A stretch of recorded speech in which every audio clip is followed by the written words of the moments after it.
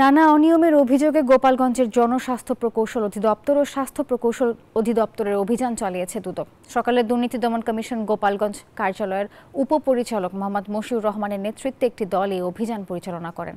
এ সময় মশিউর রহমান বলেন, সাবেক আইজিপি বেনজির আহমেদের ব্যক্তিগত মালিকানায় নির্মিত সাভানা ইকো রিসর্ট ও ন্যাচারাল পার্কে সরকারি কয়েক লাখ টাকা ব্যয় করে পানির লাইন ও পয় ও পানি নিষ্কাশন ড্রেনেজ নির্মাণ করা হয়েছে। এই ব্যাপারে ঊর্ধ্বতন কর্মকর্তাদের জানিয়ে তদন্ত সহ আইনগত ব্যবস্থা নেওয়া হবে।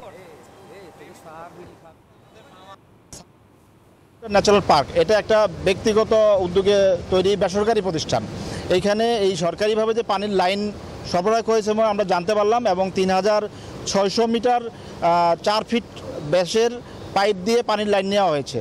তো এটা সরকারি খরচ জনগণের টাকায় নেওয়ার কোনো সুযোগ নাই।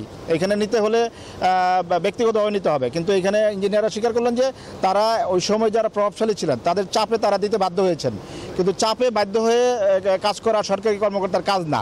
এটাও আমরা খতিয়ে দেখব।